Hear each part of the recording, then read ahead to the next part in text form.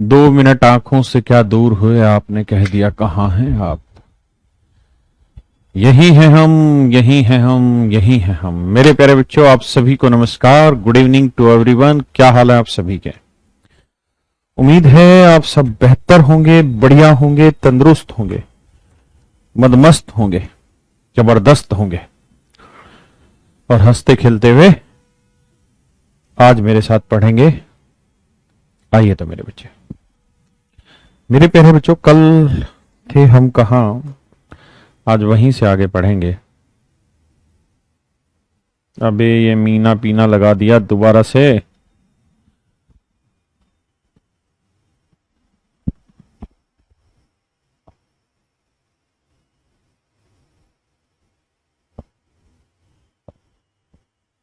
बेटा, ए बेटा, चलिए बताइए। मान लीजिए दो बर्तन है, ए और बी। पहले बर्तन में मिल्क वाटर का रेशियो है 2:3, दूसरे वाले में है 4:5। और मेरे प्यारे बच्चों, हम इन्हें मिक्स करना चाहते हैं 2:3 में। तो बताइए, अगर हम इन्हें 2:3 में मिक्स करें तो नए मिश्रण में दूध पानी का अनुपात क्या होगा? ये आपका साथ सवाल है।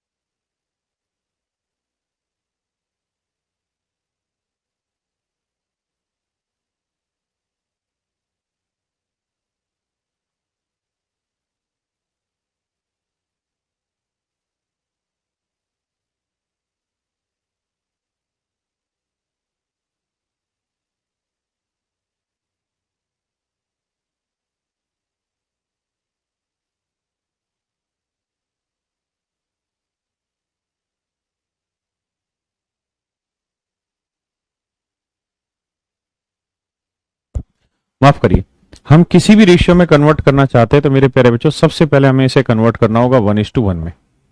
तो 1:1 में करने के लिए इसे 9 से करिए, इसे 5 है ना।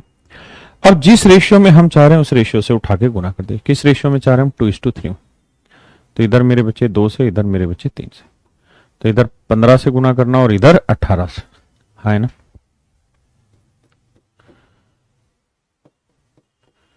इधर मेरे बच्चे 15 से गुना। तो ये 18 दूनी 36, 15 चौकों 60, 60 और 36 जोड़ेंगे 96। 18 थी ये 54 और 15 पंजे 75, 5 4 9, 5 7 12, 129। तो मेरे बच्चे रेशियो आ जाएगा 96:129। 96:129। अगर ये कुछ कैंसिल होता है तो कैंसिल कर देंगे। जैसे 3 से सिंप्लीफाई हो रहा है, 3 3 जा 9, 3 2 जा 6, 3 4 जा 12, 3 3 जा 9। तो मेरे प्यारे बच्चों, आंसर आएगा 32:43, 32:43। हाँ है ना।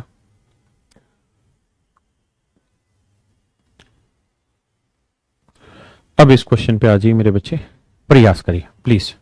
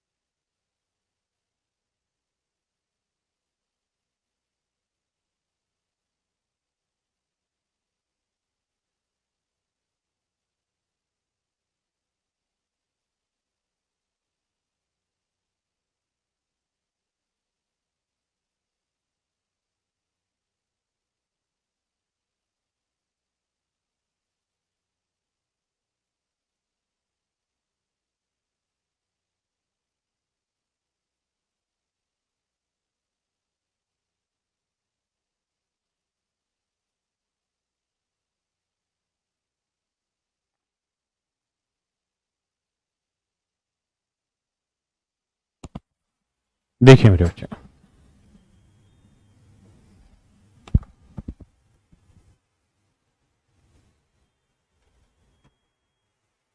आइए मेरे प्यारे बच्चों, सवाल में कह रहा है कि 2 किलोग्राम धातु है कोई, मान लीजिए एक मेटल है जिसका नाम हम ए रख ले रहे हैं, और जो ए मेटल है वो 2 किलोग्राम धातु है बेसिकली उसमें, और उसमें 1/3 पार्ट जिंक है। तो मेरे प्यारे बच्चों 1/3 पार्ट जिंक है, मतलब टोटल मेटल में 3 पार्ट है तो उसमें 1 भाग जिंक है, तो बाकी 2 भाग क्या होंगे, कॉपर।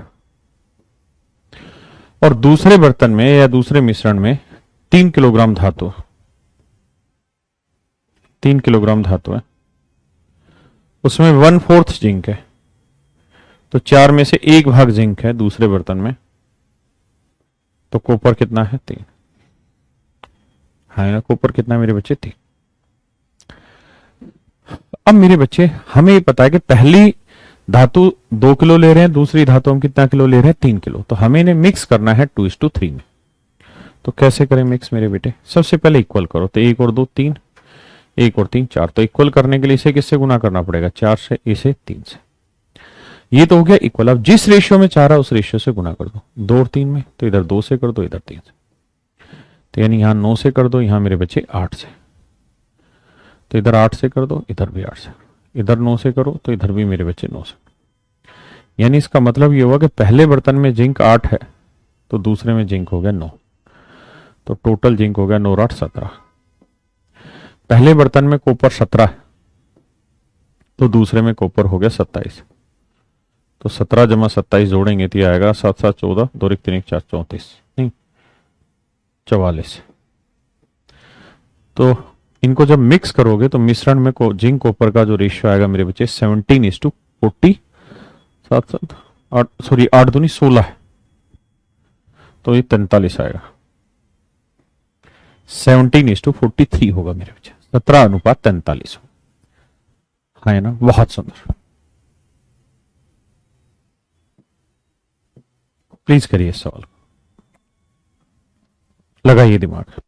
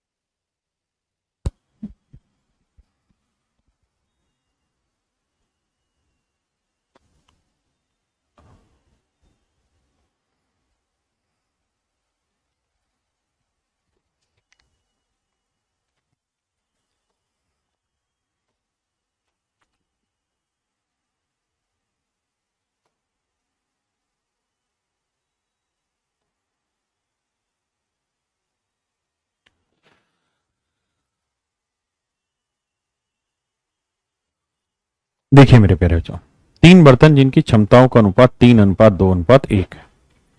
कहते हैं 3 बर्तन है, मान लीजिए ए बी और सी।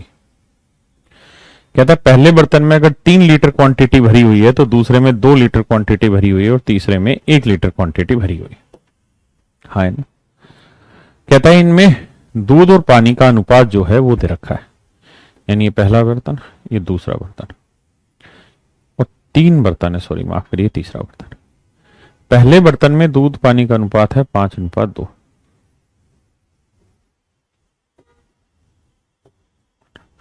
दूसरे बर्तन में दूध पानी का अनुपात है 4:1, और तीसरे बर्तन में मेरे प्यारे बच्चों दूध पानी का अनुपात है 4:1। हाँ,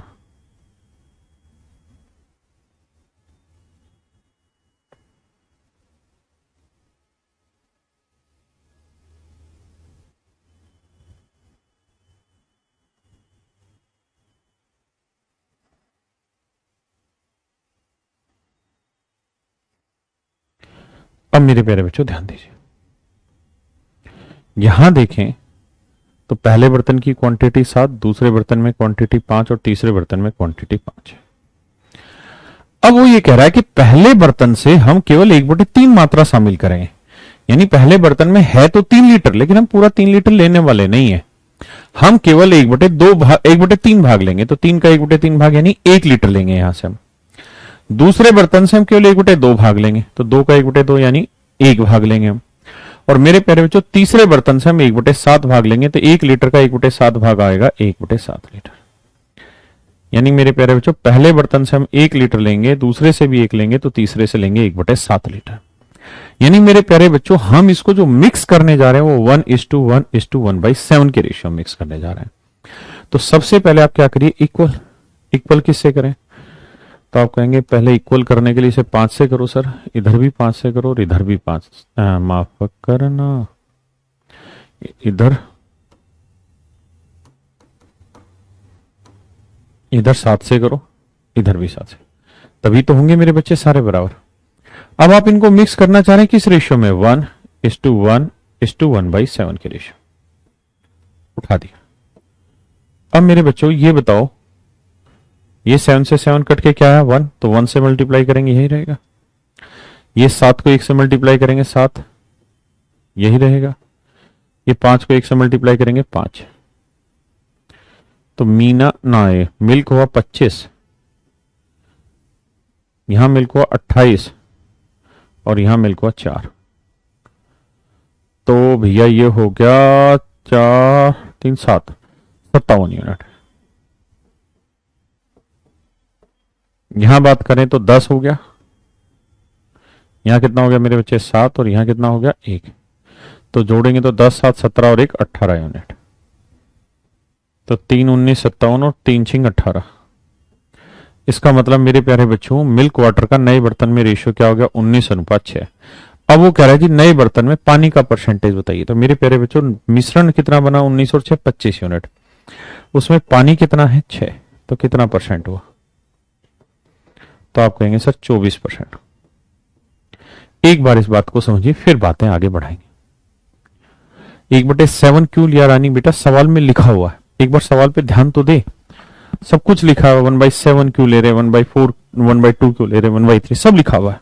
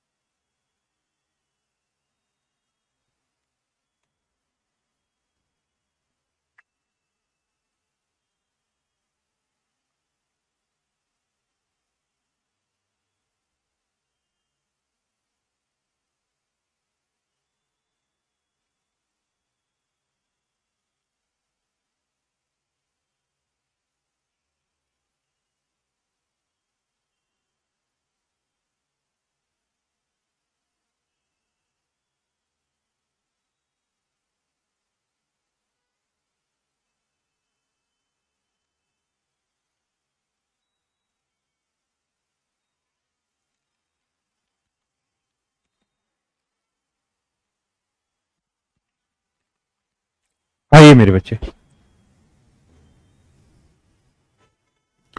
प्लीज देखिए इस क्वेश्चन को, प्लीज सॉल्व करिए।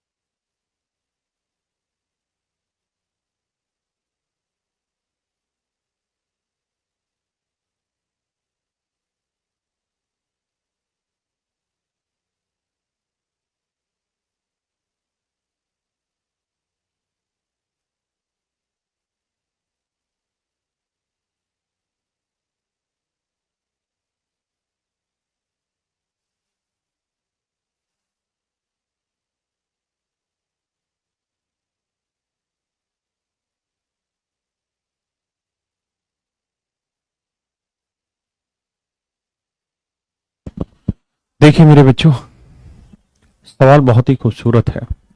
कह रहा पूरी पृथ्वी पर भूमि और पानी का अनुपात दे रखा है। ये पूरी अर्थ है।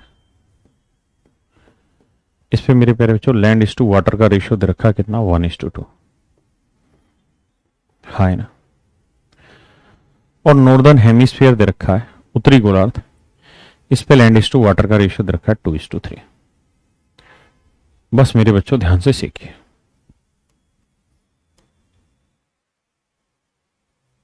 देखिए यार, ये पूरी पृथ्वी है, आप जानते हैं ये पूरी पृथ्वी है मेरे बच्चे।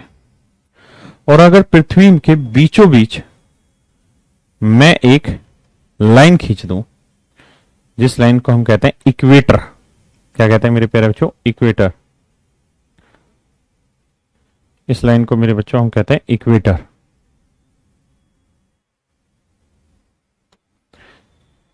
हिंदी में कहते हैं भूमध्य रेखा। भूमध्य रेखा। तो ये जो भूमध्य रेखा होती है मेरे प्यारे बच्चों, ये पूरी पृथ्वी को दो बराबर हिस्सों में बांटती है। और हिस्से किस चीज के, एरिया के। दो इक्वल एरिया में बांटती है। इसका मतलब जितना एरिया इसका होगा ना मेरे बच्चे, उतना ही एरिया इसका होगा। जितना एरिया मेरे प्यारे बच्चों इसका होगा, उतना ही एरिया इसका भी होगा। दो इक्वल एरियाज में ये इसे बांटती है। पूरी पृथ्वी को जो भूमध्य रेखा होती है, इक्वेटर होती है, वो दो इक्वल पार्ट्स में बांट देती है। तो मेरे प्यारे बच्चों जितना एरिया इसका होगा उतना इसका, ये वाला रहता है उत्तरी गोलार्ध, नॉर्दर्न हेमिस्फीयर। और ये वाला होता है मेरे बच्चे साउदर्न हेमिस्फीयर, दक्षिणी गोलार्ध। और दोनों ही भागों का क्षेत्रफल समान होता है। यानी अगर नॉर्दर्न हेमिस्फीयर का एरिया 1 होगा ना, तो साउदर्न हेमिस्फीयर का एरिया भी 1 होगा। तो पूरी पृथ्वी का एरिया कितना होगा, 2। यानी मेरे प्यारे प्यारे बच्चों, पूरी पृथ्वी का एरिया अगर 2 यूनिट होगा, तो नॉर्दर्न हेमिस्फीयर का एरिया कितना होगा, 1 यूनिट। एरिया की बात हो रही है। अब इस एरिया में होगा ऐसे कि यार, इस एरिया में होगा ये कि कुछ हिस्सा तो, ये वाला हिस्सा तो हो गया जमीन का, मान लीजिए भाई, ये वाला तो हिस्सा हो गया जमीन का, है ना। अब किसी हिस्से में जमीन ज्यादा होगी, किसी हिस्से में पानी ज्यादा होगा, है ना। बाकी में पानी हुआ, तो किसी हिस्से में जमीन ज्यादा मिलेगी, किसी में पानी ज्यादा मिलेगा। हाँ, लेकिन ये तय है कि दोनों ही केसेज में जो इनका एरिया आएगा वो आपस में क्या आएगा मेरे बच्चे, बराबर आएगा। मतलब जितना इसका एरिया उतना ही इसका एरिया। अब सवाल में कह रहा है कि भाई पूरी पृथ्वी का इस हिसाब से देखे तो एरिया कितना बना, 3। और नॉर्दर्न हेमिस्फीयर का एरिया कितना, 5। क्या ये सही है कि भाई पूरी पृथ्वी का एरिया 3 और नॉर्दर्न का एरिया 5? आप कहेंगे गलत बात है सर।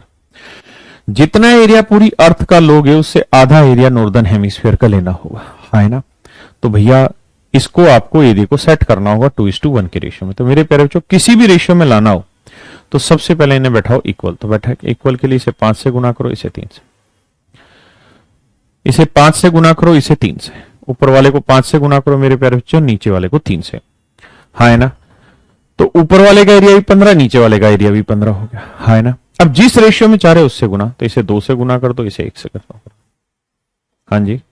इस बात का मतलब ये हुआ कि नॉर्दर्न हेमिस्फीयर ना, पूरी पृथ्वी के एरिया को 10 से करेंगे तो ये आ जाएगा 10 दूनी 20 और 10 एकम 10। और नॉर्दर्न हेमिस्फीयर को 3 एकम 3 से कर रहे हैं, तो इधर 3 से करेंगे, इधर 3 से। हाँ है ना। तो मेरे प्यारे बच्चों इसका मतलब ये हुआ कि पूरी पृथ्वी पे भूमि का भाग है 10 यूनिट। तो नॉर्दर्न हेमिस्फीयर में भूमि कितनी है, 6। तो भैया बाकी कहां बची होगी, साउदर्न हेमिस्फीयर में। उत्तरी गोलार्ध में अगर 6 यूनिट भूमि है और टोटल भूमि पूरी पृथ्वी में 10 है, तो बाकी 4 यूनिट कहां रही होगी, दक्षिणी गोलार्ध में। पूरी पृथ्वी में पानी अगर मान लो 20 लीटर है, तो उसमें से 9 लीटर पानी तो अकेला कहां पे आ गया, नॉर्दर्न हेमिस्फीयर में। तो बाकी 11 लीटर पानी कहां रह रहा होगा, साउदर्न हेमिस्फीयर में। इसका मतलब मेरे प्यारे बच्चों, साउदर्न हेमिस्फीयर में लैंड इज टू वाटर का रेशियो होगा 4:11। साउदर्न हेमिस्फीयर में लैंड इज टू वाटर का रेशियो होगा 4:11।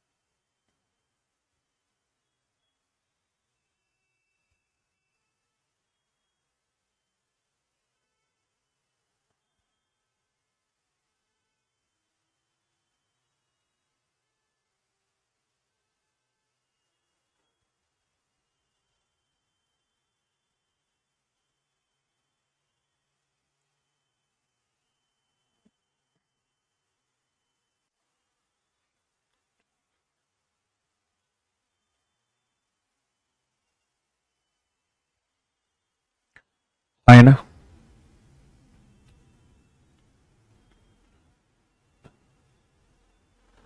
आइए मेरे बच्चे, अब भाई जो लास्ट के क्लास नहीं पढ़ के आए होंगे उनको कोई कैसे समझा देगा। तो मेरे प्यारे बच्चों, ये था आपका टोटल कहानी किस चीज की, इसकी रेशियो एंड प्रोपोर्शन की।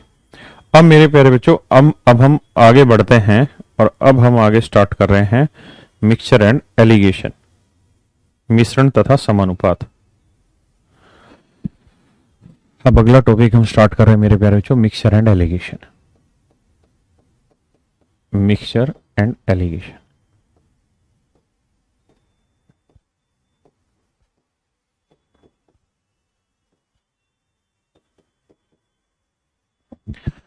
मेरे प्यारे बच्चों, मिक्सचर का मतलब होता है टू मिक्स, टू मिक्स,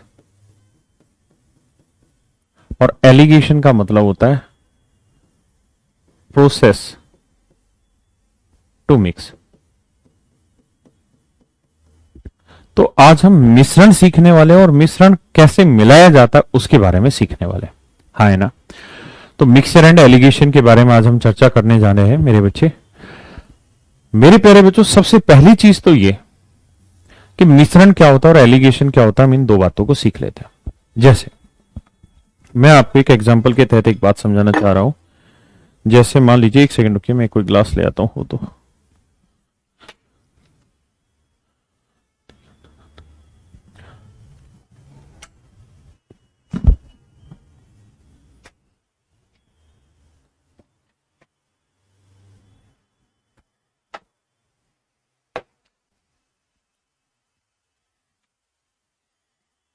तो मेरे प्यारे बच्चों, मान लीजिए एक बर्तन मेरे पास ये है और एक बर्तन ये है। ये बर्तन पूरी तरीके से पानी से भरा हुआ है, मतलब इसमें जो भी क्वांटिटी है मेरे बच्चे, जो भी क्वांटिटी इसके अंदर है वो सारी की सारी पानी है। It is full of water. और ये जो चीज है मेरे प्यारे बच्चों, ये पूरा दूध से भरा हुआ है।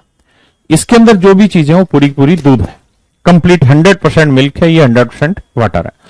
तो दो ऐसी चीजें जो अपने आप में 100% कंसेंट्रेशन रखती है, उनको मिलाएंगे तो वो होता है मिश्रण, वो होता है मिश्रण। When we mix two 100% concentrated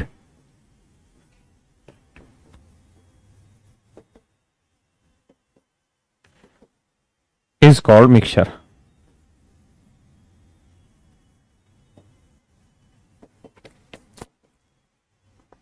जब हम 200% संपूर्ण चीजों को आपस में मिलाते हैं मेरे बच्चे, तो इसे हम कहते हैं मिश्रण। लेकिन मान लीजिए मेरे प्यारे बच्चों, ये एक मेरे पास बर्तन है और इस बर्तन में वाइन और सोडा दोनों मिश्रण है। ये वाइन भी है और सोडा भी। मान लीजिए इसमें 50% वाइन है, 50% सोडा। ये एक बर्तन है, इसके अंदर 30% वाइन है और 70% सोडा, यानी ये भी मिश्रण है और मेरे बच्चे ये भी मिश्रण है, दोनों मिश्रण है। अगर इन दोनों मिश्रण को किसी बर्तन में उड़ेल दें या मिला दें, तो मेरे बच्चे इसको हम कहते हैं क्या, एलिगेशन। इसको मेरे बच्चे हम कहते हैं एलिगेशन। इसको मेरे प्यारे बच्चे कहते हैं एलिगेशन। वैसे एलिगेशन का सही मतलब होता है process to mix two mixture, कि दो मिश्रण को मिलाने का तरीका जो होता है उसको हम कहते हैं एलिगेशन, है ना। रोशन भाई, बोतल के मार गोली, बोतल के थ्रू जो कॉन्सेप्ट समझा रहे हैं वो समझने का प्रयास कर। यानी जब दो मिश्रण को आपस में मिला रहे हैं तो उसको मेरे बच्चे हम कहते हैं एलिगेशन। ध्यान रखना इस बात को, ठीक है। अब बात यह आती है कि सर हम किन किन चीजों को मिला सकते हैं।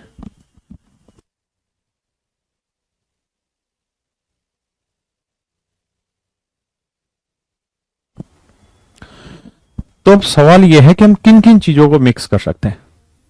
तो पहली चीज तो ये कि जिन भी चीजों को हम मिलाने वाले हैं वो सेम स्टेट की होनी चाहिए, सेम स्टेट की होनी चाहिए। सेम स्टेट की होनी चाहिए का मतलब है समान अवस्था की।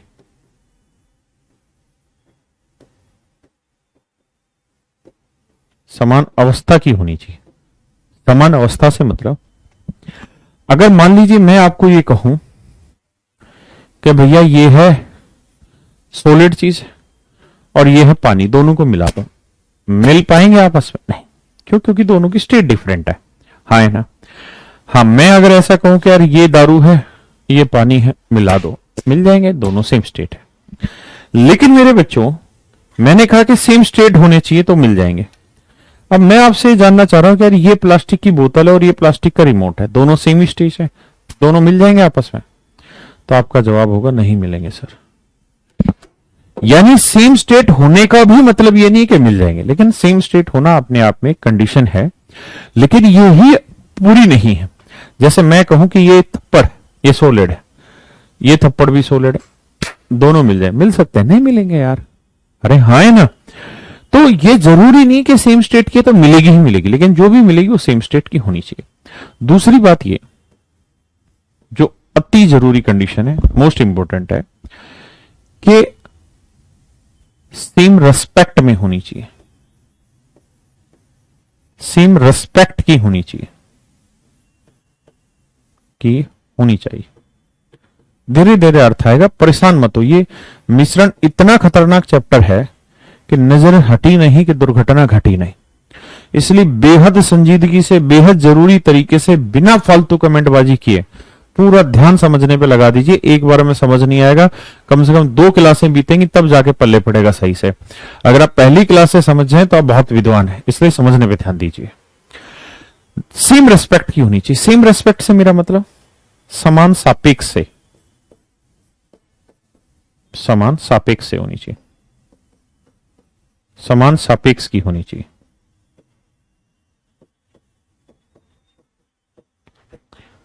समान सापेक्ष की होनी चाहिए, सेम रेस्पेक्ट की होनी चाहिए, समान सापेक्ष की होनी चाहिए। जैसे मान लीजिए यार मैं आपको कहूं कि आपकी स्पीड 12 किलोमीटर पर आवर, तो मेरे प्यारे बच्चों मैं आपसे पूछूं 12 क्या है, तो आप कहेंगे 12 तो किलोमीटर है। लेकिन ये 12 किलोमीटर किसके रेस्पेक्ट में? 1 घंटे के। यानी आप 1 घंटे में 12 किलोमीटर चलते हैं। मैं कहूं कि 40 किलोमीटर पर आवर, तो ये 40 क्या है? ये तो आप कहेंगे डिस्टेंस है, किलोमीटर। लेकिन 40 किलोमीटर कितनी देर में चली? 1 घंटे में चली। तो इसका मतलब ये 40 किलोमीटर किसके रेस्पेक्ट में बोली जा रही है मेरे बच्चे? टाइम के रेस्पेक्ट में बोली जा रही है। हाँ यार, किसके रेस्पेक्ट में? टाइम के रेस्पेक्ट में। भाई मैं कहूं कि दिल्ली से जयपुर की डिस्टेंस 150 किलोमीटर है, दिल्ली से जयपुर की डिस्टेंस 150 किलोमीटर है, और मेरे बच्चों आप 10 घंटे में इस डिस्टेंस को ट्रेवल कर लेते हैं, तो बताइए आपकी स्पीड कितनी होगी? तो आप कहेंगे 150 किलोमीटर बटे 10 घंटे, सर स्पीड आएगी 15 किलोमीटर। 15 किलोमीटर स्पीड नहीं है, 15 क्या है? किलोमीटर।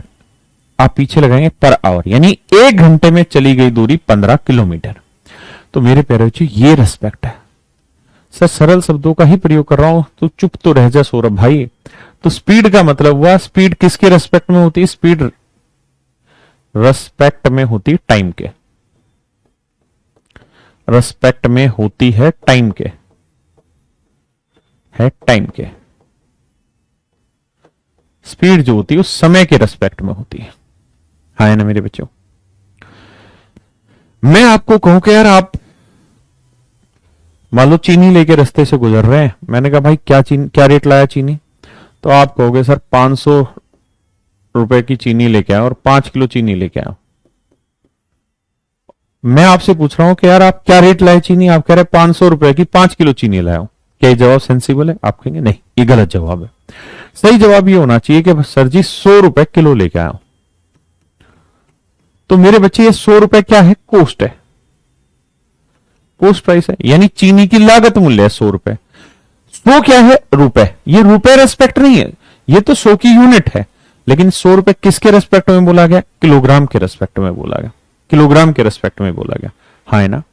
मैं आपको कहूं कि भाई आप कितने रुपए लीटर दूध लाए? आपने कहा जी 40 रुपए लीटर दूध लाया।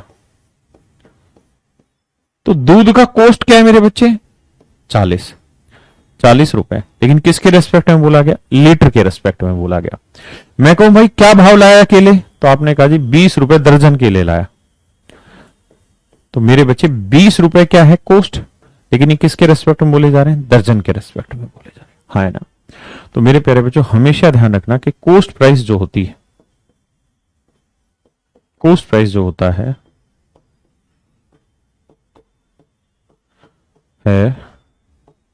वो क्वांटिटी के रेस्पेक्ट में बात करता है,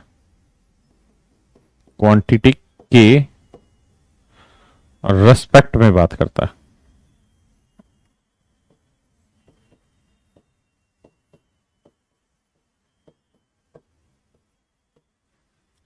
क्वांटिटी माने मात्रा के रेस्पेक्ट में बात करता है, यानी कॉस्ट प्राइस जो होता है मेरे बच्चे वो क्वांटिटी के रेस्पेक्ट में बात करता है।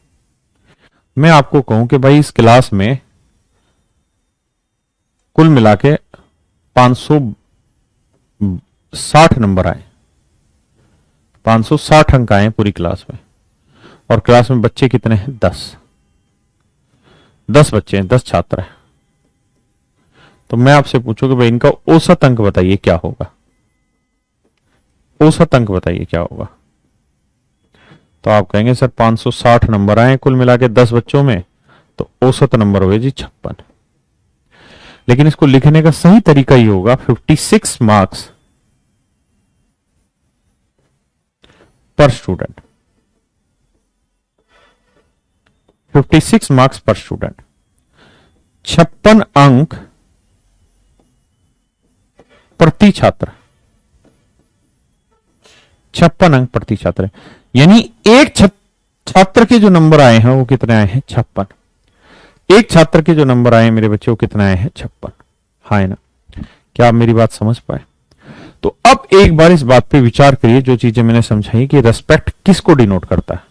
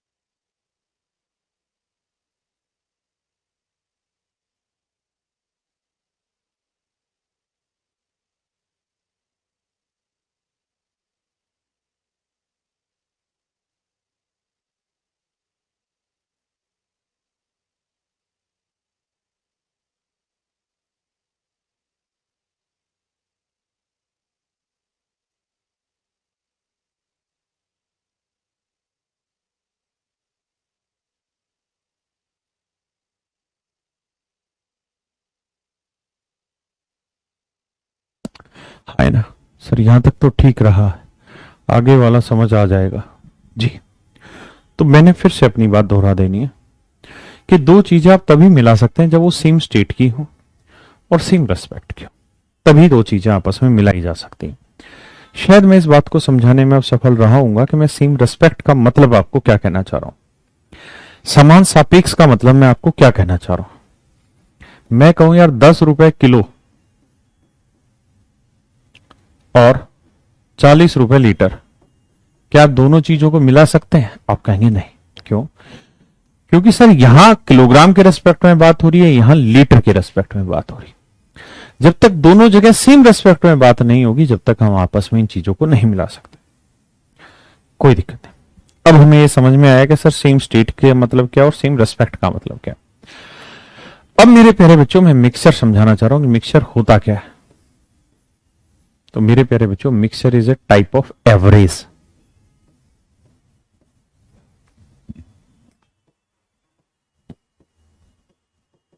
And specially this type of average is called weighted average. Weighted average Hindi में कहते हैं भारीय औसत। भारीय औसत, वेटेड एवरेज। मेरे प्यारे बच्चों, मैं आपसे, देखिए मैं फिर से अपनी बात दोहरा दूं, बहुत प्यारा, बहुत खतरनाक चैप्टर है। अगर आपने नजरें हटाई, ध्यान नहीं दिया, तो मिस हो जाएगा ये चैप्टर। और ये चैप्टर मिस हो गया तो समझिए फिर आप परफेक्ट नहीं बन पाएंगे अरिथमेटिक में। अरिथमेटिक में परफेक्ट बनने के लिए जरूरी है कि आप इस चैप्टर में परफेक्शन लाएं। And how do you make the perfection? It is just on the behalf of the part that we are going to do. Is it okay? देखिए मेरे बच्चे,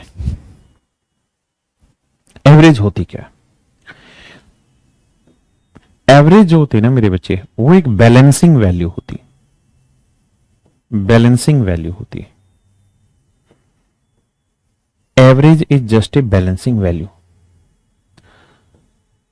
समतुल्य मान होता है।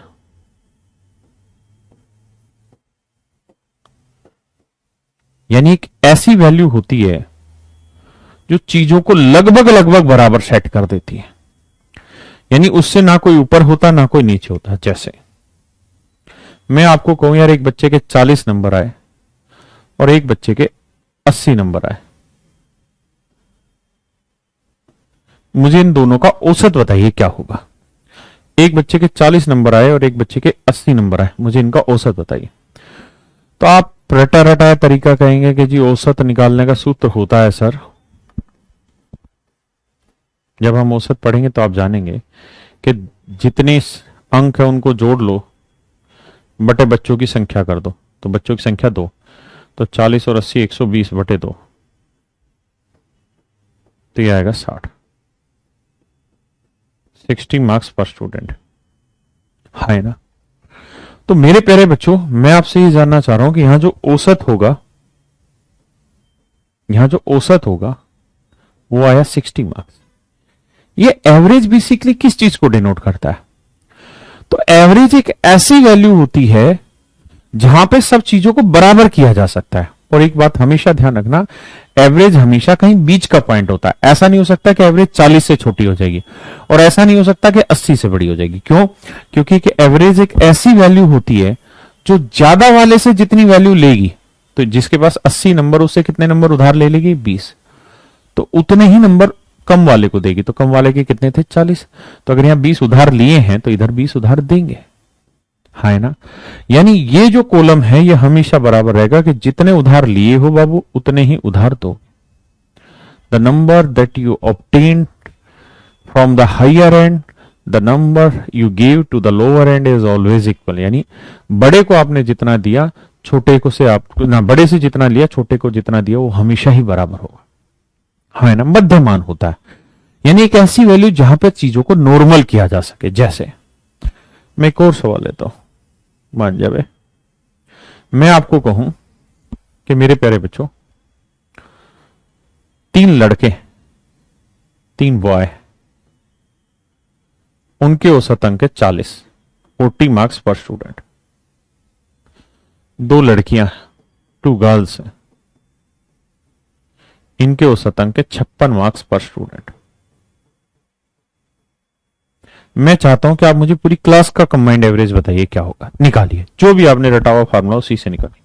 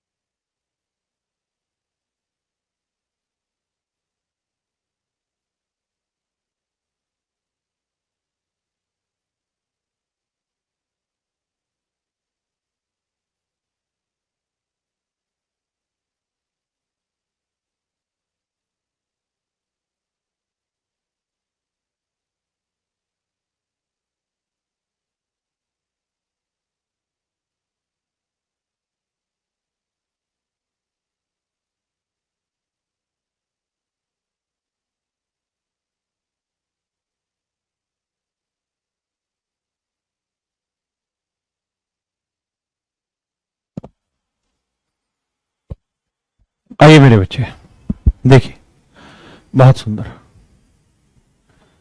तो आप एक बात कहेंगे कि सर ध्यान दीजिए कि सर 40 नंबर है तीन लड़कों के, तो एवरेज निकालना है, तो भाई 40 औसत है तीन लड़कों के, तो टोटल नंबर कितने हैं? 40 गुना तीन, हाँ है ना, 40 गुना तीन। अच्छा ये 56 हो गया क्या? 56 की जगह कुछ और कर देते ताकि एक्यूरेट निकल के आ जाए ना, पॉइंटों में नहीं लेना चाह रहे हम। 56 की जगह आप यूं कर लीजिए, 60 कर लीजिए, कोई दिक्कत नहीं, 60 नंबर कर लीजिए ताकि पॉइंटों में आंसर ना आए। तो भाई एक बच्चे के 40 नंबर, तो तीन लड़कों के 40 गुना तीन 120 नंबर। अब वहां एक लड़की के 60 नंबर, तो दो लड़कियों के 60 गुना दो नंबर। तो ये हो गए टोटल मार्क्स, और टोटल नंबर ऑफ स्टूडेंट हो गए 3 जमा 2। तो ये 120 जमा 120, तो जोड़ोगे तो मेरे बच्चे आया 240 बटे 3 जमा 2 5, 5 चौक 20, 5 8 40। तो मेरे प्यारे बच्चों इनका औसत आया 48। इनका औसत कितना आया? 48, हाँ है ना। तो मैं आपको ये कहना चाह रहा हूं कि यार इनका जो ये औसत आया ना 48, ये एक ऐसा नंबर होगा जो इसको लेवल कर दे रहा होगा, जो इसको लेवल कर दे रहा होगा। अगर आप देखना चाहें तो देखिए, और घबराइए नहीं। या अगर आप ध्यान देंगे इसे, तो मेरे प्यारे बच्चों ये बताइए, अगर औसत 48 है तो हमने यहां से उधार लिए होंगे, तो बताइए कितने उधार लिए होंगे? तो आप कहेंगे सर 60 मार्क्स पर स्टूडेंट औसत था, 48 एवरेज आ रहा है, तो हमने हर बच्चे से कितने नंबर उधार लिए होंगे? 12। और बच्चे कितने थे? 2। तो यानी कुल मिला के हमने यहां से उधार कितने ले लिए? 24। अब मेरे बच्चों हमने यहां उधार बांटे कितने हर बच्चे को? तो 40 है या 48 है, तो हर बच्चे को हमने 8 उधार दिए होंगे। और कितने बच्चों को दिए हैं? 3 बच्चों को। तो टोटल उधार बाट कितने दिए? 24। मेरे बच्चे उधार लाए 24 हो तो बांटे भी कितने हैं? 24, हाँ है ना। तो मैं आपको कहना ये चाह रहा हूं कि एवरेज एक ऐसा नंबर होता है जो जितनी माल यहां से लेगा उतना ही माल यहां देगा, जितनी मात्रा उठाएगा, मतलब अगर कम वाले ज्यादा वाले से जितनी ले रहा है उतनी ही मात्रा कम वाले को प्रोवाइड भी कराएगा। ये होता है एवरेज का काम। और average is just type of a mixture, हाँ है ना। अगर मैं इसी सवाल को थोड़ा बदल दूं और मैं ऐसा कहूं कि भाई एक्स लड़के, एक्स बॉय है, और उनका औसत है 40 मार्क्स पर स्टूडेंट,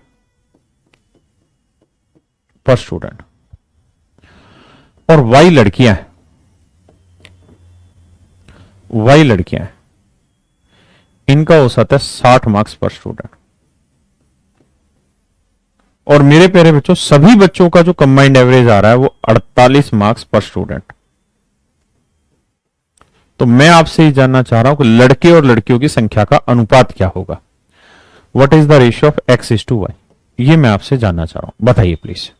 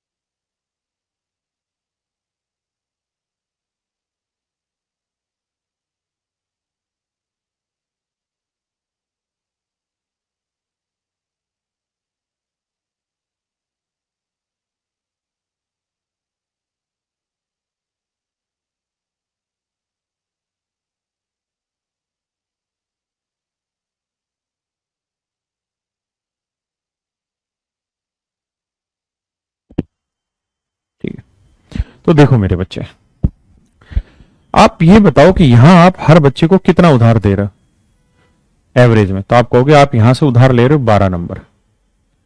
कितने बच्चों की उधार ले रहे हो? वाई बच्चों का। तो यानी यहां से कितना नंबर आपने उधार ले लिया? 12 वाई। यहां मेरे प्यारे बच्चों आप कितना उधार बांट दे रहे हो? इन बच्चों को वापसी दे रहे हो तो 8 नंबर हर बच्चे को दे रहे हो। और कितने बच्चों को दे रहे हो? एक्स बच्चों को। तो यहां कितने नंबर बांट दिए? 8x। तो मेरे बच्चे यहां से जितने उधार लिए और यहां जितने उधार देंगे वो दोनों ही आपस में क्या होंगे मेरे प्यारे बच्चों? बराबर। बिल्कुल। तो यहां से रेशियो लेंगे 4 दूनी 8, 4 3 12। तो x बाई वाई का रेशियो क्या आएगा मेरे बच्चे? 3/2, 3/2। यानी x की वैल्यू 3 तो मेरे प्यारे बच्चों y की वैल्यू क्या आई? 2। x की वैल्यू 3 तो y की वैल्यू 2। यानी लड़कों की संख्या 3 है तो लड़कियों की संख्या 2। है ना। एक बात मैं आपको जो यहां से समझाना चाह रहा हूं वो ये कि बेसिकली अगर आप यहां से देखें तो 4 दूनी 8, 4 3 12। है ना। तो लड़कियों वाला जो डिफरेंस था वो तो था 3, लेकिन वो डिफरेंस नाम किसके चढ़ा? लड़के के। यानी लड़कों की संख्या दिखाई गई 3। यहां लड़कों का डिफरेंस आया था 2, लेकिन लड़कियों की संख्या कितनी आई? 2। वो ऐसा इस वजह से क्रॉस में इस वजह से शिफ्ट हो गए क्योंकि जो x के साथ मल्टीप्लाई हो रहा था बेसिकली वो डिनोट कर गया जाता है y को। भाई जैसे आपने लिखा कि 8 या जैसे ये लिखा 2x इक्वल टू 3y है। तो मेरे प्यारे बच्चों जो x के साथ लिखा है ये वैल्यू किसको रिप्रेजेंट कर देती? y को। और जो y के साथ वैल्यू लिखी रहती है ये वैल्यू किसको रिप्रेजेंट कर देती? x को। क्योंकि x बाई वाई रेशियो निकालेंगे तो 3/2 आता है। हाँ है ना। जब दो इक्वेशन आपस में इक्वल करते हैं तो x और y की जो वैल्यू है एक दूसरे की क्रॉस चली जाती है। हाँ है ना। तो इसलिए इनमें हमारी हमेशा क्रॉस वैल्यू होती है, क्रॉस कैलकुलेशन होती है। तो हम चाहते तो इस सवाल को सीधा ऐसा कर देते कि भाई लड़के जो हैं उनका औसत है 40 मार्क्स पर स्टूडेंट, लड़कियों का औसत है 60 मार्क्स पर स्टूडेंट, और भाई एवरेज जो आ रहा है वो आ रहा है 48 मार्क्स पर स्टूडेंट। है ना। तो भैया 60 में से 48 गया 12 और 48 में 40 गया 8। तो रेशियो निकालेंगे तो 4 3 12, 4 2 8। तो इसका मतलब लड़कों की संख्या 3 है तो लड़कियों की संख्या क्या हो जाएगी? 2। तो अब आप समझ पाएंगे ये चीजें क्रॉस क्यों जा रही हैं। हाँ है ना। दूसरी बात यह कि रेशियो हमेशा उसी चीज का आता है जिस चीज के रिस्पेक्ट में आप बोलते हैं। क्यों? क्योंकि जब आप इनको गुना करेंगे ना कि भाई 12 नंबर का हेरफेर कितने बच्चों पे? वाई पे। तो ये वाई क्या है? Number of student. एक्स क्या है? Number of student. तो रेशियो किसका आता है? एक्स बाई वाई का। हाँ है ना। किसका रेशियो आता है मेरे बच्चे? एक्स बाई वाई का। एक बात और, पर पहले सवाल लेता हूं पीयू से। दीपक है भाई, मिक्सर एलिगेशन की पीडीएफ तो लगा, जल्दी से लगा दे mixer alligation PDF. Mixer alligation PDF लगा दे खटाक से।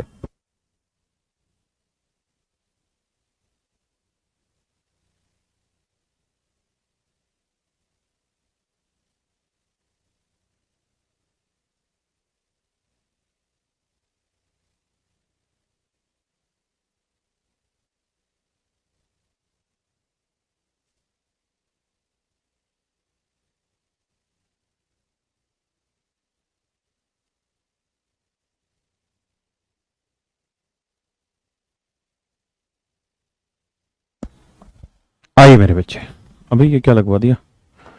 शुरुआत से लगाना यार।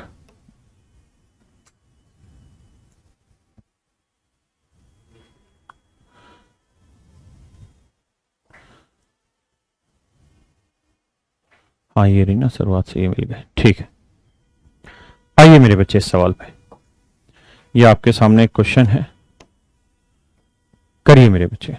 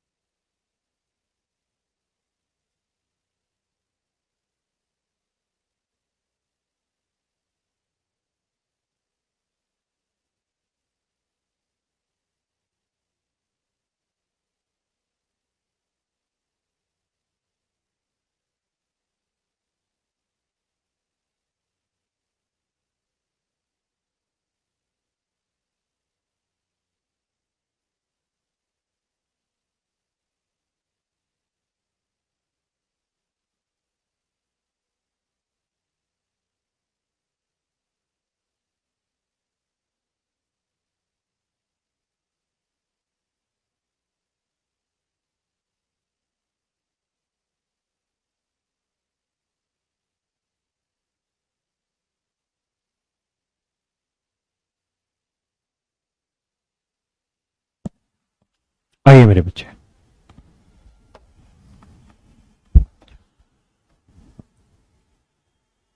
देखिए यार, सवाल में कह रहा था average weight of A class of 50 of A class is 15 kilogram.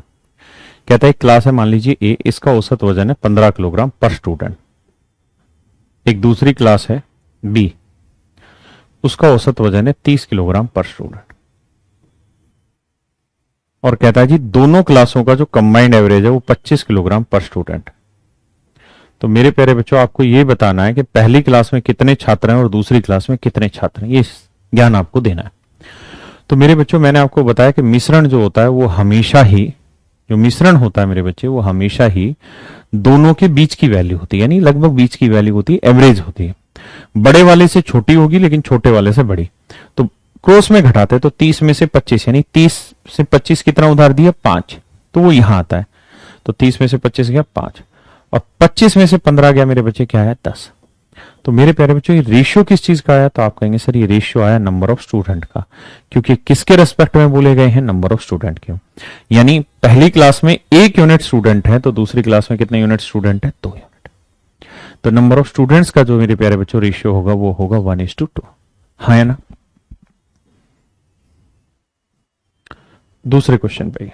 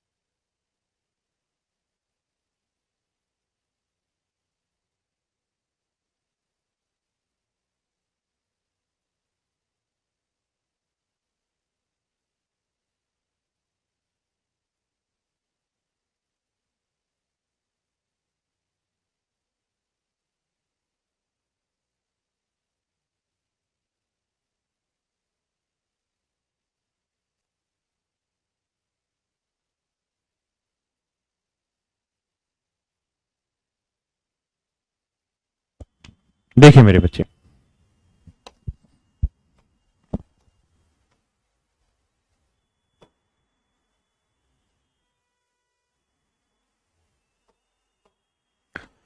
देखिए यार, लड़कियों का औसत वजन 15 किलोग्राम है। The weight, average weight of girls is 15 kilogram per student, while the average weight of boy is 30 kilogram per student. Is it okay? And the combined average of all the class is 25 kilogram per student, my dear student. तो औसत निकालें, 30 में 25 गया 5 और 25 में 15 गया 10। Ratio निकालोगे आएगा 1:2। इसका मतलब ये हुआ सर लड़कियों की संख्या 1 यूनिट तो लड़कों की संख्या 2, जबकि सवाल में कह रहा है कि लड़कों की संख्या भैया 12 है। तो एक्चुअल में लड़कों की संख्या है 12, तो 2 यूनिट 12 लड़के हैं तो 1 यूनिट की वैल्यू 6, तो 1 यूनिट की वैल्यू कितनी होगी, 6।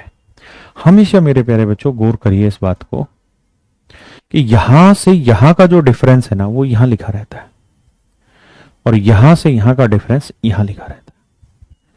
हाँ है ना, ये डिफरेंस क्रॉस होते हैं मेरे बच्चे। मान लीजिए एक सवाल में मैं कहूं कि लड़कियों का औसत है 15, लड़कों का औसत है 30 kilogram per student, 15 kilogram per student, और सभी का जो औसत है वो 25 किलोग्राम पर स्टूडेंट। तो मेरे बच्चे यहां डिफरेंस कितना आया, 30 में 25 गया 5, यहां डिफरेंस कितना है, 25 में 15 गया 10।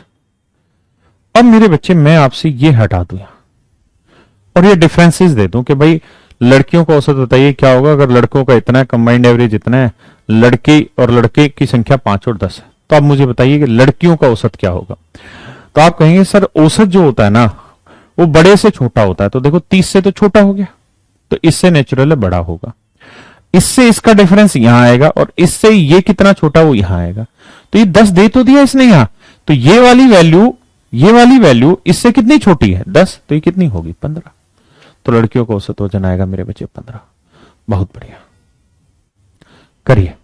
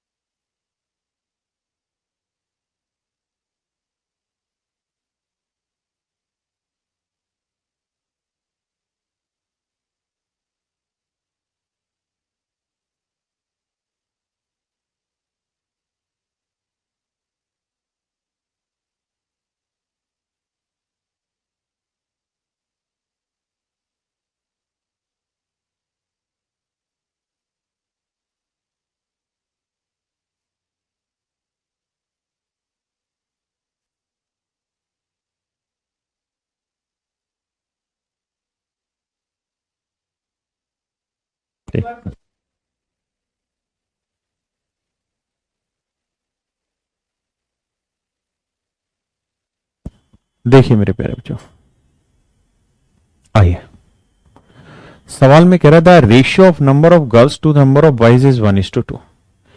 कहता लड़के और लड़कियों की संख्या का अनुपात मेरे प्यारे बच्चों 1:2। लड़कों की औसत वजन 30 किलोग्राम पर स्टूडेंट है। लड़कियों का औसत वजन निकालिए क्या होगा अगर सभी का औसत वजन 25 किलोग्राम पर स्टूडेंट है। हाँ है ना, पक्का। तो मेरे बच्चों एक तरीका, 30 में से 25 गया 5, और 25 में से ये डिफरेंस घटा के यहां लिखेंगे। हाँ है ना। फिर आप जानते हैं कि हम क्या करते हैं, इन दोनों डिफरेंस का रेशियो लेते हैं, इसको इससे काट के रेशियो आता है 1:2। हाँ है ना। तो थोड़े समझदार है तो आप देखेंगे कि सर ये 1 यूनिट डिफरेंस रिप्रेजेंट कर रहा है 5 को, तो 2 यूनिट डिफरेंस किसको रिप्रेजेंट करेगा? 10 को। तो 30 में से 25 हटा के 5 आया, तो 25 में से ये हटा के 10 आया, तो ये कितना होगा? तो 15।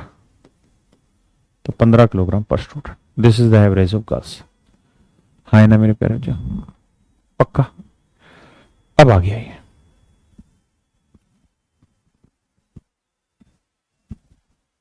निकालिए जी औसत। ये बहुत अच्छा सवाल है। देखिए हर एक सवाल में कम से कम 1 से 2 मिनट दीजिए, क्योंकि बेसिक सीखने का वक्त है, भागने का वक्त नहीं है।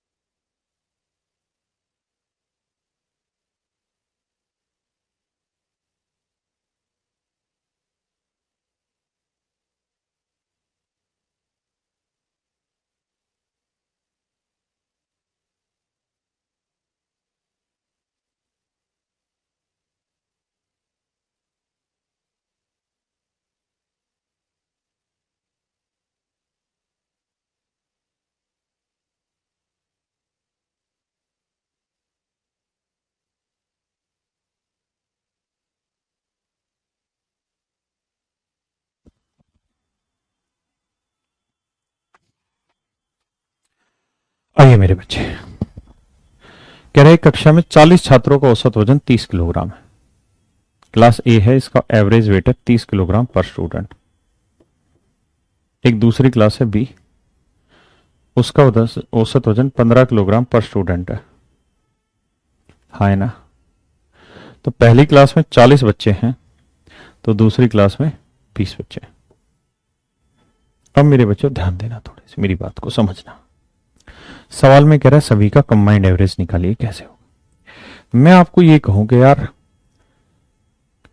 एक बच्चे के 30 नंबर आए, दूसरे बच्चे के 50 नंबर आए, तो मेरे बच्चे दोनों का मुझे औसत निकाल के बताओ क्या होगा। दोनों का औसत निकाल के बताओ क्या होगा। तो आप रटा रटाए तरीका कहेंगे सर 30 जमा 50 बटे 2, 80 बटे 2 यानी 40। सर औसत है 40।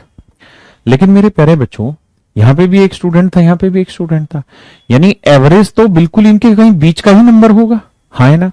तो जितना यहां से यहां का डिफरेंस होगा उतना ही यहां से यहां का डिफरेंस होगा, बीच का कोई पॉइंट होगा। हाँ है ना? यानी जितना डिफरेंस ये होगा मेरे बच्चे उतना ही डिफरेंस ये होगा। पक्की बात है, क्योंकि जितना यहां से उधार लिया उतना ही तो उधार दिया। तो अभी सवाल को ऐसे क्यों करें? हम सीधा सीधा ये ना करें कि 30 और 50 का डिफरेंस ले लो, कितना आया 20। 20 को 1:1 में बांट दो, या जो भी रेशियो उसमें बांट दो। तो 1:1 में बांटेंगे तो ये भी 10 आएगा, ये भी 10 आएगा। इसका मतलब सर ये डिफरेंस भी, यहां से यहां तक का डिफरेंस भी 10 आएगा और यहां से यहां तक का डिफरेंस भी 10 आएगा। तो अब ये सोचो कि एवरेज जो होगा वो ऐसा नंबर होगा, 50 में से ये घटा के 10 आना चाहिए, तो क्या होगा? 40। सीधी सी बात है। जैसे मैंने आपको सिखाया यहां,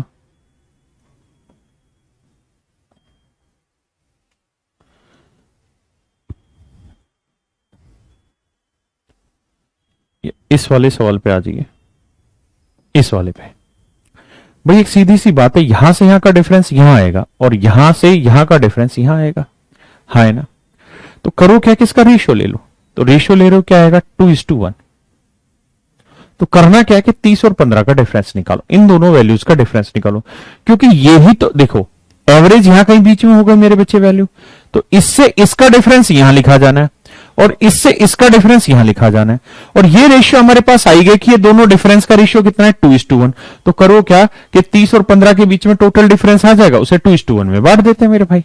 तो 15 को 2:1 में बांट लेते हैं मेरे बच्चे। 2 और 1 में बांटेंगे, 2 और 1 3, 3 यूनिट 15, 1 यूनिट 5, तो 2 यूनिट 10, ये वैल्यू आएगी 5। तो इसका मतलब ये डिफरेंस आ जाएगा मेरे बच्चे 10 और ये डिफरेंस आ जाएगा 5। अब खुद सोचिए, ये बड़ा है तो बड़े में से छोटा घटा के 5 आना चाहिए, तो कितना रहा होगा? 25। सीधा आंसर आ गया। अरे हाँ है ना। आइए मेरे बच्चे यहां, प्लीज सोल्व करिए, भागिए मत, एक दो सॉल्व और करेंगे, कल इस पे फिर अच्छे से प्रैक्टिस होगा।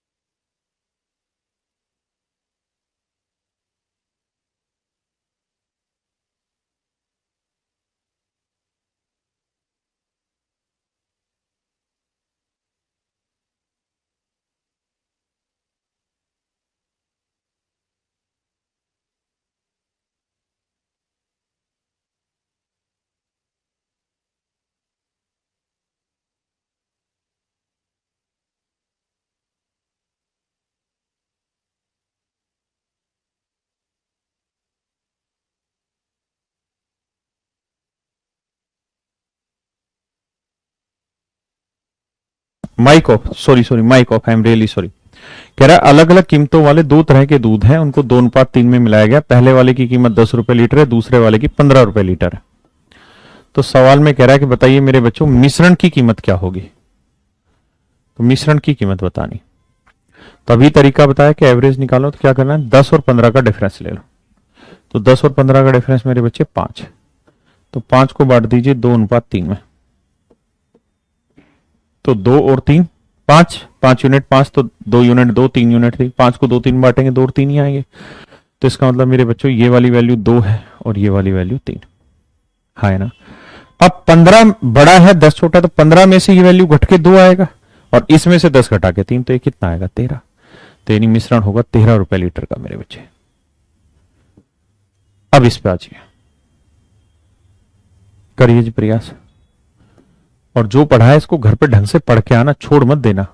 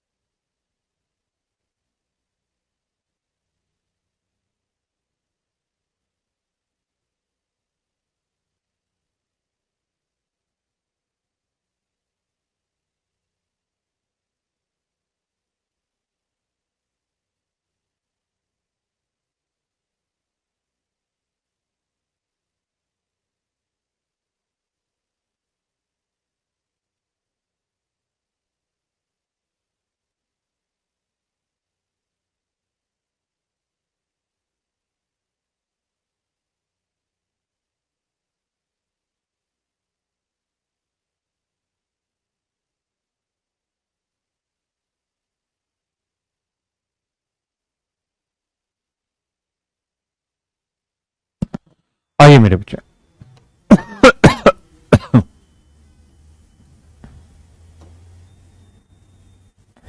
बहुत छोटा हो गया है। तो देखिए मेरे प्यारे बच्चों, करना क्या है, कहता 5 किलोग्राम बढ़िया चावल है, 5 किलोग्राम बढ़िया चावल है सुपीरियर क्वालिटी, और 25 किलोग्राम इंफीरियर क्वालिटी।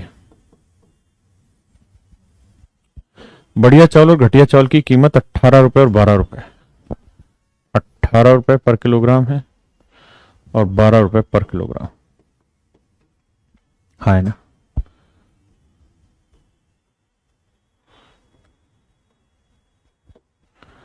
तो मेरे प्यारे बच्चों रेशियो निकालेंगे 1:5 है। कह रहा मिश्रण बताइए, तो मिश्रण का तरीका क्या, 18 और 12 का डिफरेंस ले लो, कितना आएगा 6। तो 6 को मेरे बच्चे 1:5 में बांटेंगे तो आएगा भी कितना, 1 और 5 ही आएगा, हाँ है ना। तो ये वाली वैल्यू 1 है और ये वाली वैल्यू 5 है। तो 18 में से ये वैल्यू घटा के 5 आए थे, कितना होगा? 13 रुपए पर किलोग्राम। बस ये मेरा आंसर आ गया। सही है गलत? सही। पक्का? तो चलिए मेरे प्यारे बच्चों, आज इतना ही रखते हैं, बाकी फिर कल की क्लास में मिलेंगे। और मैं देखता हूं कि मैंने ऑफलाइन की क्लास में भी ये मिश्रण पढ़ाया, तो कल या आज मैं देखता हूं ऑफलाइन वाली क्लास की वीडियो आपके बैच में डलवाता हूं। तो उसमें बच्चों ने कुछ छोटे छोटे डाउट पूछे हुए हैं, तो उससे वो थोड़े वो डाउट क्लियर हो जाएंगे। तो मैं देखता हूं, अगर वो वीडियो हुई तो मैं वो डलवाता हूं आपकी वीडियो। तो आज के लिए इतना ही रखते हैं मेरे बच्चे। Thank you very much. Have a nice day to everyone. Good night.